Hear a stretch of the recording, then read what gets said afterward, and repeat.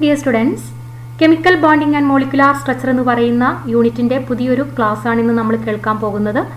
ഇന്ന് നമ്മൾ ഡിസ്കസ് ചെയ്യുന്നത് ബോണ്ട് പാരാമീറ്റേഴ്സിനെ കുറിച്ചാണ്. നമുക്ക് ഒരു ബോണ്ടുമായിട്ട് ബന്ധപ്പെട്ട ഒരു മോളിക്യൂളിൽ ബോണ്ടുമായിട്ട് ബന്ധപ്പെട്ട ചില ടേമുകൾ പഠിക്കാനുണ്ട്. അതിലൊന്നാമത്തെ ബോണ്ട് പാരാമീറ്ററാണ് ബോണ്ട് ലെങ്ത്. നിങ്ങൾ മുമ്പ് കേട്ടിട്ടുള്ള സംഭവങ്ങൾ തന്നെയാണ് ഇതെല്ലാം. അപ്പോൾ എന്താണ് ബോണ്ട് ലെങ്ത് എന്ന് പറഞ്ഞു കഴിഞ്ഞാൽ, bond length is the average distance between the nuclei of two bonded atom in a molecule. ഒരു മോളിക്യൂളിലെ ബോണ്ട് ചെയ്തിരിക്കുന്ന ഒരു മോളിക്യൂളിലുള്ള രണ്ട് ആറ്റങ്ങളുടെ ന്യൂക്ലിയസുകൾ തമ്മിലുള്ള ഡിസ്റ്റൻസിന്റെ ആവറേജിനെയാണ് നമ്മൾ എന്ത് പറയുന്നത്, ബോണ്ട് ലെങ്ത് എന്ന് പറയുന്നത്. ഒരു മോളിക്യൂളിലെ രണ്ട് ബോണ്ടഡ് ആറ്റങ്ങളുടെ ന്യൂക്ലിയസിനിടയിലുള്ള ന്യൂക്ലിയയ്ക്കിടയിലുള്ള ഡിസ്റ്റൻസിനെയാണ് നമ്മൾ ബോണ്ട് ലെങ്ത് എന്ന് പറയുന്നത്.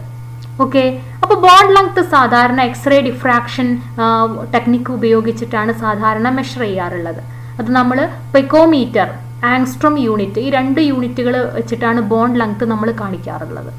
ഓക്കെ, അപ്പോൾ ഒന്നാമത്തെ ബോണ്ട് പാരാമീറ്റർ ആണ് ബോണ്ട് ലെങ്ത്. ബോണ്ട് ലെങ്ത് എന്ന് പറഞ്ഞു കഴിഞ്ഞാൽ ഒരു മോളിക്യൂളിലെ രണ്ട് ആറ്റങ്ങളുടെ ന്യൂക്ലിയസിനിടയിലുള്ള ഡിസ്റ്റൻസിനെയാണ് നമ്മൾ ബോണ്ട് ലെങ്ത് എന്ന് വിളിക്കുന്നത്. Bond length is the average distance between the nuclei of two bonded atom in A molecule. ഒരു മോളിക്യൂളിലെ രണ്ട് ബോണ്ടഡ് ആറ്റങ്ങളുടെ ന്യൂക്ലിയസുകൾക്കിടയിലുള്ള ഡിസ്റ്റൻസിനെയാണ് നമ്മൾ ബോണ്ട് ലെങ്ത് എന്ന് വിളിക്കുന്നത്. സാധാരണ എക്സ്റേ ഡിഫ്രാക്ഷൻ ടെക്നിക്ക് വഴിയാണ് ബോണ്ട് ലെങ്ത് മെഷർ ചെയ്യുന്നത്. ബോണ്ട് ലെങ്ത് കാണിക്കുന്ന യൂണിറ്റ് ആങ്സ്ട്രോം അല്ലെങ്കിൽ പെക്കോമീറ്റർ ആണ്. ഓക്കെ, ഇനി അടുത്ത ബോണ്ട് പാരാമീറ്റർ നമുക്ക് പഠിക്കാനുള്ളത് ബോണ്ട് ആംഗിൾ ആണ്. ബോണ്ട് ആംഗിൾ നമ്മൾ എപ്പോഴും യൂസ് ചെയ്യാറുള്ള ഒരു ടേം ആണ് ബോണ്ട് ആംഗിൾ. ആക്ച്വലി ഈ ബോണ്ട് ആംഗിളിന്റെ ഡെഫിനേഷൻ എന്താണ്? രണ്ട് ബോണ്ടുകൾക്കിടയിലുള്ള ആംഗിളിനെയാണ് നമ്മൾ ബോണ്ട് ആംഗിൾ എന്ന് പറയുന്നത്, അല്ലേ? അതിന്റെ കറക്റ്റ് ഡെഫിനേഷൻ നമുക്ക് എങ്ങനെ പറയാം? It is the angle between the orbitals containing bonded electrons, അല്ലേ? രണ്ടിപ്പോൾ ഇവിടെ H2O എന്ന് പറയുന്ന മോളിക്യൂളിന്റെ ബോണ്ട് ആംഗിൾ ആണ് ഇവിടെ കാണിച്ചിരിക്കുന്നത് 104.5. ഇത് എവിടെ, ഏത് ബോണ്ടുകൾക്കിടയിലുള്ള ഈ എച്ചും ഓയും തമ്മിലുള്ള ഈ രണ്ട് ബോണ്ടുകൾക്കിടയിലുള്ള ആംഗിളാണ്. ഈ ബോണ്ട് എന്ന് പറയുമ്പോൾ എന്താണ്? ഇവിടെ ഇലക്ട്രോൺസ് ആണ് ഉള്ളത്, ബോണ്ടഡ് ഇലക്ട്രോൺസ് ആണ്, അല്ലേ? ബോണ്ടഡ് ഇലക്ട്രോണുകൾ നിൽക്കുന്ന ഓർബിറ്റലാണത്. അപ്പോൾ ഈ രണ്ട് ബോണ്ടഡ് ഇലക്ട്രോണുകൾ നിൽക്കുന്ന ഓർബിറ്റലിനിടയിലുള്ള ആംഗിളിനെയാണ് നമ്മൾ എന്ത് പറയുന്നത്, ബോണ്ട് ആംഗിൾ എന്ന് പറയുന്നത്. Okay, it is the angle between the orbitals containing bonded electron pairs around the central atom in a molecule. അതാണ് ബോണ്ട് ആംഗിൾ എന്ന് പറയുന്നത്, അല്ലേ? ബോണ്ട് ആംഗിളും നമ്മൾ സ്പെക്ട്രോസ്കോപ്പിക് മെത്തേഡ് ഉപയോഗിച്ചിട്ട് മെഷർ ചെയ്യുന്നുണ്ട്. സാധാരണ ഡിഗ്രിയിലാണ് നമ്മൾ ബോണ്ട് ആംഗിൾ എക്സ്പ്രസ് ചെയ്യാറുള്ളത്. ഓക്കെ, അപ്പോൾ രണ്ട് ബോണ്ട് പാരാമീറ്റേഴ്സ് നമ്മൾ പഠിച്ചു. ഒന്ന് ബോണ്ട് ലെങ്ത്, രണ്ട് ബോണ്ട് ആംഗിൾ. ബോണ്ട് ആംഗിൾ എന്ന് പറഞ്ഞു കഴിഞ്ഞാൽ എന്താണ്? It is the angle between the orbital containing bonded electron around the central atom in A molecule. Okay, ഇനി അടുത്ത ബോണ്ട് പാരാമീറ്റർ ആണ് ബോണ്ട് എൻതാൽപ്പി. എൻതാൽപ്പി എന്ന് പറഞ്ഞു കഴിഞ്ഞാൽ എന്താണ്? എനർജി, അല്ലേ? Bond enthalpy. It is defined as the amount of energy required to break one mole of a particular bond between two atoms in gaseous state. Okay, ഒരു bond break ചെയ്യാൻ നമ്മൾ കൊടുക്കേണ്ട എനർജിയെയാണ് ആ ബോണ്ട് എനർജി എന്ന് പറയുന്നത്. It is defined as the amount of energy required to break one mole of a particular bond between two atom in gaseous state. Gaseous സ്റ്റേറ്റിലുള്ള ഒരു മോളിക്യൂളിലെ രണ്ട് ആറ്റങ്ങൾക്കിടയിലുള്ള ബോണ്ട് ബ്രേക്ക് ചെയ്യാൻ നമ്മൾ കൊടുക്കുന്ന എനർജിക്കാണ് ബോണ്ട് എൻതാൽപ്പി എന്ന് പറയുന്നത്. ഓക്കെ, ഇത് കിലോ ജൂൾ പെർ മോളിലാണ് സാധാരണ എക്സ്പ്രസ് ചെയ്യാറുള്ളത്. അപ്പോൾ എന്താണ് ബോണ്ട് എൻതാൽപ്പി എന്ന് പറയുന്നത്? It is defined as the amount of energy required to break one mole of a particular bond between two atoms in gaseous state. Okay, അപ്പോൾ for a diatomic molecule bond enthalpy is equal to bond dissociation enthalpy. ഇപ്പോൾ H2 കേസിലാണെങ്കിൽ H2 എന്ന് പറയുന്ന ഒരു diatomic molecule ആണ്. H2ന്റെ കേസിൽ രണ്ട് എച്ചുകൾ തമ്മിൽ ഉള്ള ബോണ്ട് അല്ലെ, എച്ചും എച്ചും തമ്മിലുള്ള ബോണ്ട് ബ്രേക്ക് ചെയ്യാൻ ആവശ്യമായ എനർജി, അതിന് വേണ്ട എനർജിയെയാണ് നമ്മൾ ബോണ്ട് എൻതാൽപ്പി അല്ലെങ്കിൽ ബോണ്ട് എനർജി എന്ന പേരിൽ പറയുന്നത്. ആ ബോണ്ട് ഡിസോസിയേറ്റ് ചെയ്യാൻ ആവശ്യമായ എനർജി എത്രയാണോ അതിനെയാണ് നമ്മൾ ബോണ്ട് എൻതാൽപ്പി എന്ന് പറയുന്നത്. ഇപ്പോൾ ഹൈഡ്രജന്റെ കേസിലാണെങ്കിൽ രണ്ട് ഹൈഡ്രജൻ ആറ്റങ്ങൾക്കിടയിലുള്ള ആ ബോണ്ട് ബ്രേക്ക് ചെയ്യാൻ കൊടുക്കുന്ന എനർജി ഏകദേശം 435.8 കിലോ ജൂൾ പെർ മോൾ ആണ്. ആ എനർജിയാണ്, അത് ബോണ്ട് ഡിസോസിയേഷൻ എൻതാൽപ്പിയാണ്, അതാണ് നമ്മൾ ബോണ്ട് എൻതാൽപ്പി ആയിട്ട് എടുക്കുന്നത്. എന്നാൽ പോളി അറ്റോമിക് മോളിക്യൂൾസ് ആണെങ്കിൽ, പോളി അറ്റോമിക് മോളിക്യൂൾ ആകുമ്പോൾ അവിടെ ഒന്നിലധികം ബോണ്ടുകൾ ഉണ്ടായിരിക്കും അല്ലെ, ഒന്നിലധികം ബോണ്ടുകൾ ഉണ്ടായിരിക്കും. അപ്പൊ അവിടെ നമ്മൾ ബോണ്ട് എൻതാൽപ്പി എന്ന് പറയുന്നത് ഓരോ ബോണ്ടും ബ്രേക്ക് ചെയ്യാൻ ആവശ്യമായ എനർജിയുടെ ആവറേജിനെയാണ്.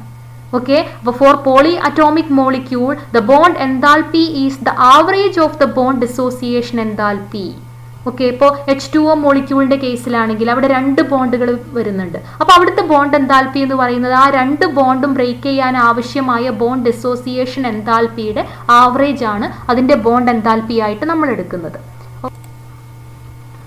അപ്പോൾ എന്താണ് ബോണ്ട് എൻതാൽപ്പി എന്ന് പറയുന്നത്?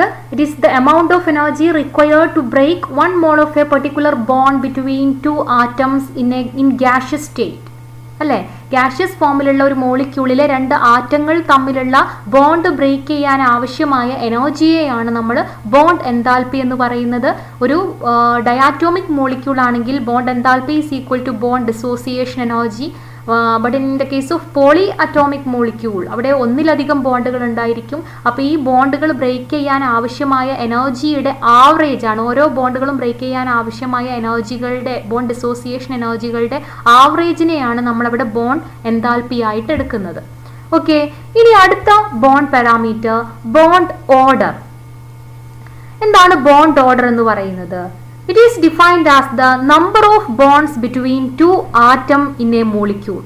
ഒരു മോളിക്യൂളിലുള്ള ബോണ്ടുകളുടെ എണ്ണത്തിനെയാണ് നമ്മൾ ബോണ്ട് ഓർഡർ എന്ന് പറയുന്നത്.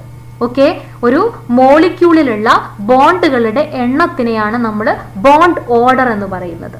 അപ്പോൾ ഹൈഡ്രജന്റെ കേസിൽ ഒരൊറ്റ ബോണ്ടാണ്, രണ്ട് ഹൈഡ്രജൻ ആറ്റങ്ങൾക്കിടയിൽ ഒരൊറ്റ ബോണ്ടാണ് ഉള്ളത്. അപ്പോൾ നമുക്ക് പറയാം ഹൈഡ്രജൻ മോളിക്യൂളിന്റെ ബോണ്ട് ഓർഡർ എന്ന് പറയുന്നത് 1 ആണ്. ഫോർ O2 ഓക്സിജന്റെ കേസിൽ രണ്ട് ഓക്സിജൻ ആറ്റങ്ങൾക്കിടയിൽ രണ്ട് ബോണ്ടുകളാണുള്ളത്. O ഡബിൾ ബോണ്ട് O എന്നാണ് O2 മോളിക്യൂളിനെ നമ്മൾ റെപ്രസെന്റ് ചെയ്യുന്നത്. അപ്പോൾ O2ന്റെ കേസിൽ ബോണ്ട് ഓർഡർ 2 ആണ്. നൈട്രജന്റെ കേസിൽ N ട്രിപ്പിൾ ബോണ്ട് N എന്നാണ് നൈട്രജൻ മോളിക്യൂൾ റെപ്രസെന്റ് ചെയ്യുന്നത് അല്ലെ. രണ്ട് നൈട്രജൻ ആറ്റങ്ങൾക്കിടയിൽ 3 ബോണ്ടുകളാണുള്ളത്.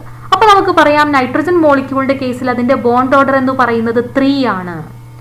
ഓക്കെ, ഇനി bond order is directly proportional to bond enthalpy എന്ന് പറയാം. ബോണ്ട് ഓർഡർ വാല്യൂ ഇൻക്രീസ് ചെയ്യുന്നതിനനുസരിച്ച് ബോണ്ട് എൻതാൽപ്പിയും ഇൻക്രീസ് ചെയ്യുന്നു.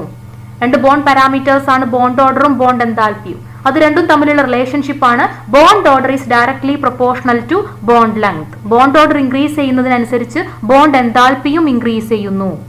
എന്നാൽ ബോണ്ട് ഓർഡർ ഇൻക്രീസ് ചെയ്യുന്നതിനനുസരിച്ച് ബോണ്ട് ലെങ്ത് ഡിക്രീസ് ചെയ്യുന്നു എന്ന് പറയാം അല്ലെ. Bond order is inversely proportional to bond length. Okay, അപ്പൊ ബോണ്ട് ഓർഡറും മറ്റു രണ്ട് ബോണ്ട് പാരാമീറ്റേഴ്സ് ആയ ബോണ്ട് ലെങ്ത്തും ബോണ്ട് എൻതാൽപ്പിയും തമ്മിലുള്ള റിലേഷൻഷിപ്പ് ആണ് ഇപ്പോൾ നമ്മൾ പറഞ്ഞത്. ബോണ്ട് ഓർഡർ ബോണ്ട് എൻതാൽപ്പിക്ക് ഡയറക്ട്ലി പ്രൊപ്പോർഷണൽ ആണ്, എന്നാൽ ബോണ്ട് ഓർഡർ ബോണ്ട് ലെങ്ത്തിന് ഇൻവേഴ്സ്ലി പ്രൊപ്പോർഷണൽ ആണ്. അപ്പോൾ നമ്മൾ 4 ബോണ്ട് പാരാമീറ്റേഴ്സ് പഠിച്ചു: bond enthalpy, bond length, bond angle, bond order. Okay, ഇനി നമുക്ക് ഡിസ്കസ് ചെയ്യാനുള്ളത് റെസൊണൻസ് സ്ട്രക്ചേഴ്സ് അല്ലെങ്കിൽ റെസൊണൻസ് എന്ന് പറയുന്ന ഒരു പുതിയ ഫിനോമിനയെ കുറിച്ചാണ്. ചില മോളിക്യൂളിന്റെ കേസിൽ നമുക്ക് അതിന്റെ പ്രോപ്പർട്ടീസ് എക്സ്പ്ലെയിൻ ചെയ്യുന്നതിന് അതിന്റെ ഒരൊറ്റ സ്ട്രക്ചറിലൂടെ നമുക്ക് അതിന്റെ എല്ലാ പ്രോപ്പർട്ടീസും എല്ലാ ബോണ്ട് പാരാമീറ്റേഴ്സിനെ കുറിച്ചും എക്സ്പ്ലെയിൻ ചെയ്യാൻ സാധിക്കുകയില്ല. ഇപ്പോൾ ഒരു എക്സാമ്പിൾ പറയുകയാണെങ്കിൽ ഓസോൺ മോളിക്യൂളിന്റെ കേസിൽ ഇവിടെ നമുക്ക് ഓസോൺ മോളിക്യൂളിന്റെ ലൂയിസ് സ്ട്രക്ചർ കാണാൻ പറ്റും. ഇത് ലൂയിസ് സ്ട്രക്ചർ 1, ഇത് 2. ഈ രണ്ട് രീതിയിലും നമുക്ക് ഓസോൺ മോളിക്യൂളിനെ റെപ്രസെന്റ് ചെയ്യാൻ പറ്റും.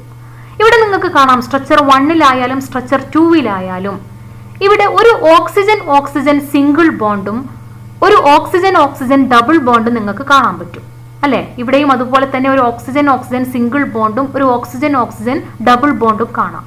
അപ്പോൾ ഓസോൺ മോളിക്യൂളിനെ നമ്മൾ റെപ്രസെന്റ് ചെയ്യുന്ന സമയത്ത് അതിൽ ഒരു ഓക്സിജൻ ഓക്സിജൻ സിംഗിൾ ബോണ്ടും ഒരു ഓക്സിജൻ ഓക്സിജൻ ഡബിൾ ബോണ്ടും ഉണ്ടായിരിക്കും അല്ലേ. ഇപ്പോൾ രണ്ട് ലൂയിസ് സ്ട്രക്ചറും കാണിക്കുന്നത് അങ്ങനെയാണ്.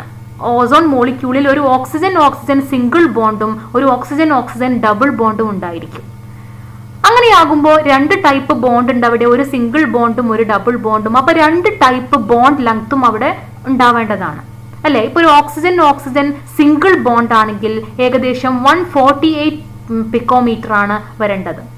ഓക്സിജൻ ഓക്സിജൻ ഡബിൾ ബോണ്ട് ആകുമ്പോൾ 121 പിക്കോമീറ്ററും വരണം. എന്നാൽ എക്സ്പെരിമെന്റലി നമ്മൾ ഇതിന്റെ ബോണ്ട് ലെങ്ത് കാൽക്കുലേറ്റ് ചെയ്യുന്ന സമയത്ത് ഇവിടെ ഒരേ ഒരു ബോണ്ട് ലെങ്ത് ആണ് കാണാൻ പറ്റുന്നത്. അതായത് ഓസോൺ മോളിക്യൂളിലുള്ള രണ്ട് ബോണ്ട് ലെങ്ത്തും സെയിം ആണ്. അത് ഏകദേശം 128 പിക്കോമീറ്റർ ആണ് കാണുന്നത്. ഒരിക്കലും അങ്ങനെ ഈ രണ്ട് സ്ട്രക്ചർ വെച്ച് നോക്കുമ്പോൾ ഒരിക്കലും അങ്ങനെ വരാൻ ചാൻസ് ഇല്ല. രണ്ട് ഓക്സിജൻ ഓക്സിജൻ ബോണ്ടുകളും ഡിഫറെന്റ് ആണ്. ഒന്ന് സിംഗിൾ ബോണ്ടാണ്, ഒന്ന് ഡബിൾ ബോണ്ടാണ്. അപ്പൊ രണ്ട് രീതിയിലുള്ള ബോണ്ട് ലെങ്ത്തും അവിടെ വരണം. എന്നാൽ നമുക്ക് എക്സ്പെരിമെന്റലി അതിന്റെ ബോണ്ട് ലെങ്ത് കാൽക്കുലേറ്റ് ചെയ്യുന്ന സമയത്ത് കാണാൻ പറ്റുന്നത് ഓസോൺ മോളിക്യൂളിൽ ഒരൊറ്റ ടൈപ്പ് ബോണ്ട് ലെങ്ത് മാത്രമേ ഉള്ളൂ. അതായത് oxygen oxygen bond length 128 pm ആണ് കാണുന്നത്. രണ്ടും ഈക്വൽ ആണ്, രണ്ട് ബോണ്ട് ലെങ്ത്തും ഈക്വൽ ആയിട്ടാണ് കാണുന്നത്. ഓക്കെ, അപ്പൊ ആ രണ്ട് ബോണ്ട് ലെങ്ത് എന്ന് പറയുന്നത് ഈ സിംഗിൾ ബോണ്ടിന്റെയും ഡബിൾ ബോണ്ടിന്റെയും ആവറേജ് ആയിട്ടാണ് ഈ 128 pm നമുക്ക് കാണാൻ പറ്റുന്നത്. ഓക്കെ, അപ്പൊ ഈ ബോണ്ട് ലെങ്ത് ഈ 128 pm എന്ന് പറയുന്ന ഒരേ ഒരു ബോണ്ട് ലെങ്ത് മാത്രമാണ് ഓസോൺ മോളിക്യൂളിൽ കാണുന്നത്. അത് ഈ സ്ട്രക്ചർ 1നോ സ്ട്രക്ചർ 2നോ ആ ബോണ്ട് ലെങ്ത് എക്സ്പ്ലെയിൻ ചെയ്യാൻ പറ്റുന്നില്ല. എന്നാൽ നമുക്ക് ഈ ഒരു ഫോമിലൂടെ ഈ 128 pm എന്ന് പറയുന്ന ബോണ്ട് ലെങ്ത്തിനെ എക്സ്പ്ലെയിൻ ചെയ്യാം. ഓക്കെ, അപ്പോൾ ഈ രണ്ട് ലൂയിസ് സ്ട്രക്ചറിന് ആദ്യം നമ്മൾ കണ്ട സ്ട്രക്ചർ 1നും സ്ട്രക്ചർ 2വിനും ഈ ബോണ്ട് ലെങ്ത് എന്ന് പറയുന്ന ബോണ്ട് പാരാമീറ്റേഴ്സ് എക്സ്പ്ലെയിൻ ചെയ്യാൻ പറ്റുന്നില്ല.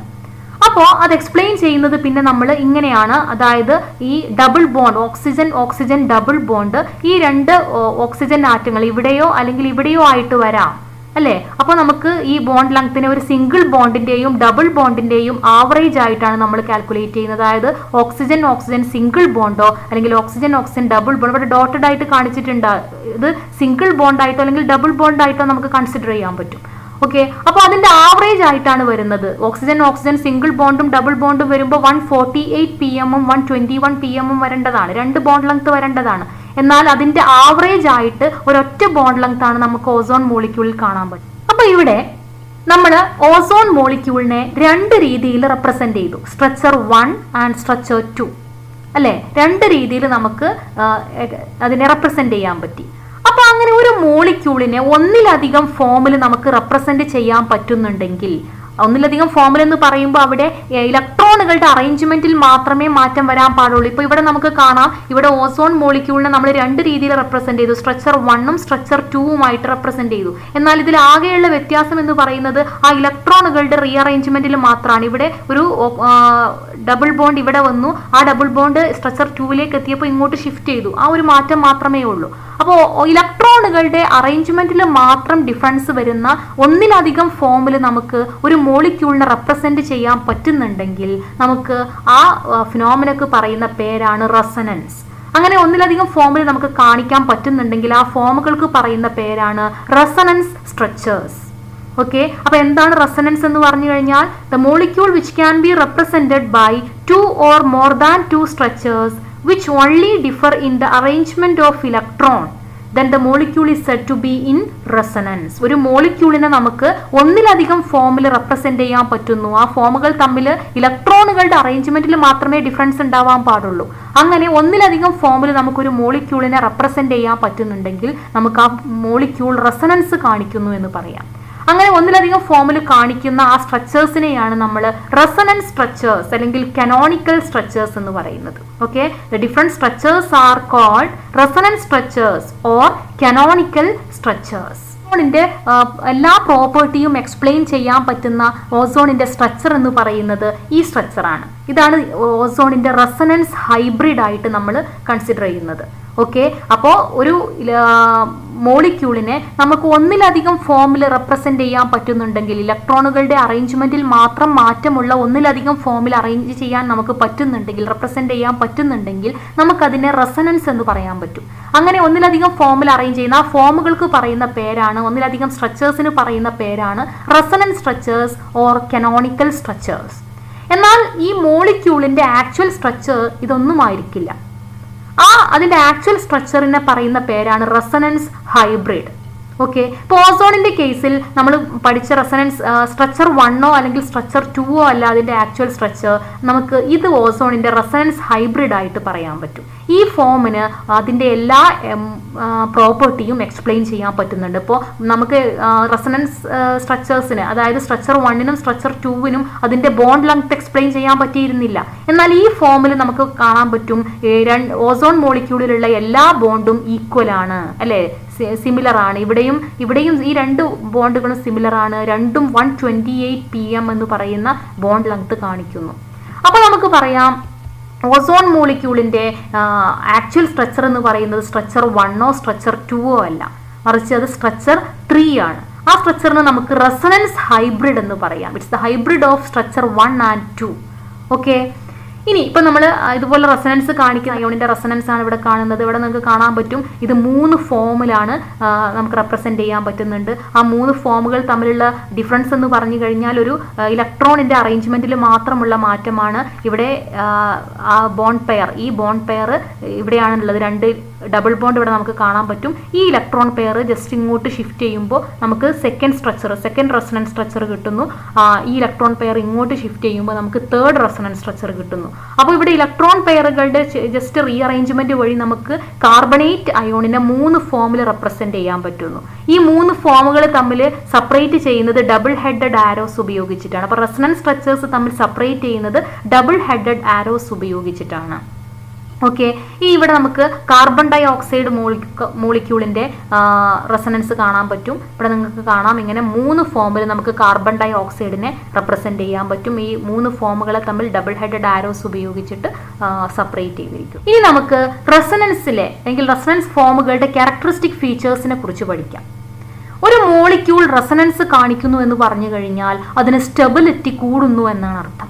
ഓക്കെ, അപ്പൊ റെസൊണൻസ് സ്റ്റെബിലൈസസ് എ മോളിക്യൂൾ. ഒരു മോളിക്യൂളിന് റെസൊണൻസ് കാണിക്കാൻ പറ്റുന്നുണ്ടെങ്കിൽ ആ മോളിക്യൂളിന് സ്റ്റെബിലിറ്റി കൂടുതലാണ് എന്ന് നമുക്ക് പറയാം. As the number of resonating structure increases, stability also increases. Resonance സ്ട്രക്ചറുകളുടെ അല്ലെങ്കിൽ കനോണിക്കൽ ഫോംസിന്റെ എണ്ണം കൂടുന്നതിനനുസരിച്ച് സ്റ്റെബിലിറ്റി കൂടി വരുന്നു. ഇപ്പോൾ ഓസോണിന്റെ കേസിൽ ഓസോണിന് 2 റെസൊണൻസ് ഫോമുകളാണുള്ളത്. അത് 2 അല്ലെങ്കിൽ 3, 4 അങ്ങനെ റെസൊണൻസ് ഫോമുകളുടെ എണ്ണം ഒരു മോളിക്യൂളിന് 3 അല്ലെങ്കിൽ 4 ഫോമിൽ നമുക്ക് റെപ്രസെന്റ് ചെയ്യാൻ പറ്റുന്നുവെങ്കിൽ അതിനനുസരിച്ച് അതിന്റെ സ്റ്റെബിലിറ്റിയും എന്ത് ചെയ്യുന്നു, കൂടുന്നു. റെസൊണൻസ് ഫോമുകളുടെ എണ്ണം കൂടുന്നതിനനുസരിച്ച് സ്റ്റെബിലിറ്റിയും കൂടുന്നു എന്ന് പറയാം. The difference in energy between the actual structure and the most stable canonical structure is called resonance energy. ഒരു മോളിക്യൂളിന്റെ ആക്ച്വൽ സ്ട്രക്ചറും അതിന്റെ കനോണിക്കൽ സ്ട്രക്ചറിന്റെയും എനർജികൾ തമ്മിലുള്ള ഡിഫറൻസിനെയാണ് നമ്മൾ റെസൊണൻസ് എനർജി എന്ന് പറയുന്നത്. ഓക്കെ, റെസൊണൻസ് എനർജി കൂടുന്നതിനനുസരിച്ച് മോളിക്യൂളിന്റെ സ്റ്റെബിലിറ്റിയും കൂടുന്നു. അതുപോലെ റെസൊണൻസിന്റെ ക്യാരക്ടറിസ്റ്റിക്സ് എന്തൊക്കെയാണ്? അതുപോലെ 4 bond parameters, bond length, bond angle, bond enthalpy, അതുപോലെ ബോണ്ട് ഓർഡർ. ഈ 4 ബോണ്ട് പാരാമീറ്റേഴ്സും എന്താണ് എന്നുമാണ് ഇന്ന് നമ്മൾ പഠിച്ചത്. ബാക്കി നമുക്ക് അടുത്ത ക്ലാസ്സിൽ ഡിസ്കസ് ചെയ്യാം. Okay, thank you.